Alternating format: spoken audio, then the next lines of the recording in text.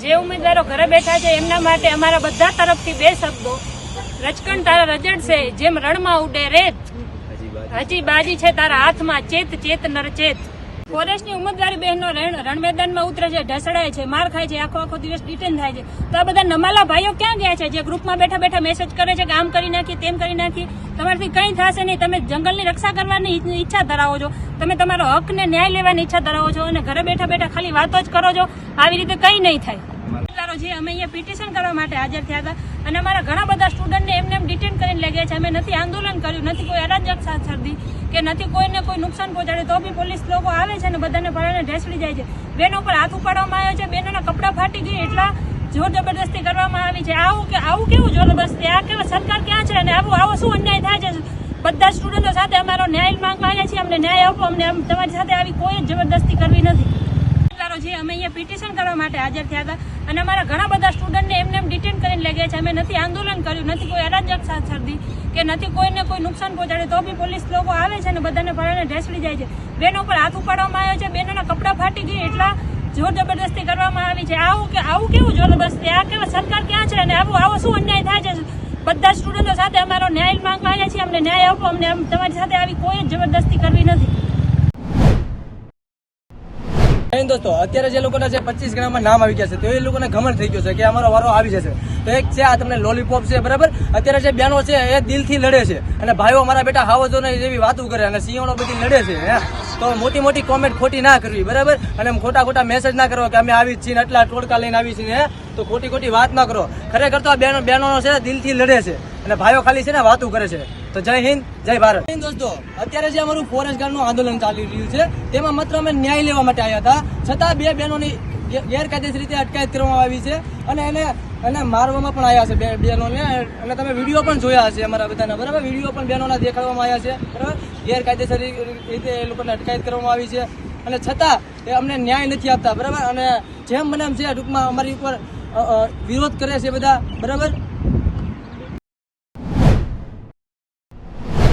14 ઓગસ્ટના રોજ અમે આજ રોજ ફોરેસ્ટના ઉમેદવારો તમામ જે કોર્ટમાં પીટીસી દાખલ કરવા માટે હાજર થયા હતા તે માટે અમે ગચાર ગાર્ડન એટલે કે જે ફોરેસ્ટના ઉમેદવારો આવવાના હતા ત્યાં અમને પોલીસ દ્વારા ડિટેન કરવામાં આવે છે અને અમારા જેવા કે સવાનાબેનને અવનીબેનની જે પોલીસે ડિટેન કરીને સેક્ટર 13માં પોલીસ ચોકીમાં હાજર કર્યા છે તેમને છોડવા માટે અમે વિનંતી કરીએ છીએ બાકી અમે આંદોલન ચાલુ જ રાખીશું આ રીતે અને જ્યાં સુધી અમારા સાથીઓને છોડવામાં નહીં આવે અને અમને ન્યાય નહીં મળે ત્યાં સુધી ફોરેસ્ટનું આંદોલન ચાલુ અને જે અમારા સાથે હતા ને એમને જોડે હાથાપાઈ કરી છે અને થપ્પડ મારી છે એટલે પોલીસ પ્રશાસનને એટલી વિનંતી છે કે અમને ન્યાય માટે અમે લડીએ છીએ એટલે અમને ન્યાય અપાવો બાકી આ રીતે અમને હેરાન કરીને તમને કંઈ મળવાનું નથી અને અમે જે આંદોલન ચાલુ છે અમારું ને ચાલુ જ રહેશે તમે ગમે તે કરો પકડી લો ના પકડો અમને કંઈ ફરક પડતો નથી બાકી આંદોલન તો ચાલુ જ રહેશે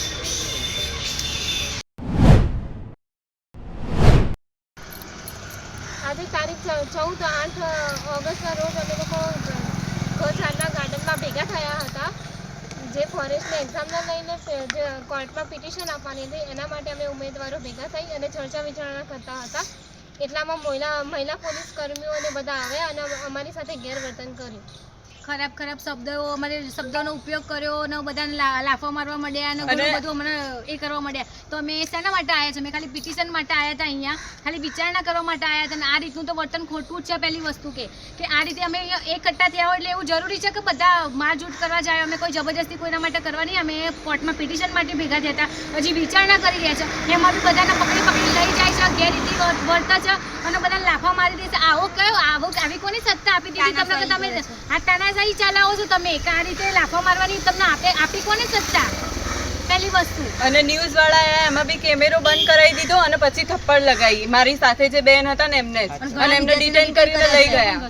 એટલે જે સબાના બેન છે, બીજા અવની કરીને છોકરી છે ને, એને તમે રિહા કરો, મુક્ત કરો. ડિટેન કરે છે ને જે તમે મેન માણસોને ડિટેન કરીને તમે સાબિત શું કરવા માંગો છો? તમે પાછા પગલે જવા માંગો છો, પણ અમે પાછા નહીં હટીએ. બરોબર? અમારું આંદોલન ચાલુ જ અમારું આંદોલન ચાલુ જ રહેશે. હા, ન્યાય લઈને જ રહીશું. જેટલું રોકશો એટલું જ આંદોલન ઉગ્ર એટલું ઉગ્ર થશે. એટલે મહેરબાની કરીને અમને રોકવાની, અમારી અટકાયત કરવાની કોશિશ ના કરશો. જે મહિલા અધિકારીએ જે છોકરીને લાફો મારવાનો પ્રયાસ કર્યો છે ને, આ રીતની ગેરવર્તન કોઈ જોડે ના કરી શકો તમે. બરોબર? પહેલી વસ્તુ તો કોઈની દીકરી કોઈના મા બાપના લાફા ના ખાતા હોય. અહીંયા સરકારી કર્મચારીને લાફા ખાવા આવીએ અમે, અમારો ન્યાય માંગવા આવ્યા છે. અહીંયા કોઈને લાફા ખાવા નથી આવ્યા. બરોબર? અને ઘરે અમે ખાઈએ છીએ ને તો અમારા મા બાપના પૈસાનું ખાઈએ છીએ. બરોબર? કોઈ અમને ખાવા આપી નહીં જતું, પહેલી વસ્તુ. એટલે કોઈને લાફા મારવાનું, કોઈને બોલવાનું કે ખરાબ રીતે કોઈને શબ્દો કાઢવાનો કોઈનો અધિકાર નથી. ગાંધીનગરમાં ફોરેસ્ટ ગાર્ડના વિદ્યાર્થીઓ જે કાંઈ હાઈકોર્ટમાં જવા માટેની ચર્ચા કરતા હતા, એમાં 2 મહિલા ઉમેદવારો જે ફોરેસ્ટ ગાર્ડની હતી, એ લોકોને પોલીસ દ્વારા ગેરવર્તણૂક કરવામાં આવી છે. એમને લાફા મારવામાં આવેલ છે, મોબાઈલ એમના લઈ લીધેલ છે અને એમને અરેસ્ટ કરેલ છે. તો અમારી બધાની એ માગ છે ગૃહમંત્રી શ્રી હર્ષભાઈ સંઘવી, પોલીસ ડીજીપી બધાને, કે પોલીસે જે આ ગેરવર્તન કર્યું છે એ જરા પણ સહન કરી લેવામાં આવશે નહીં.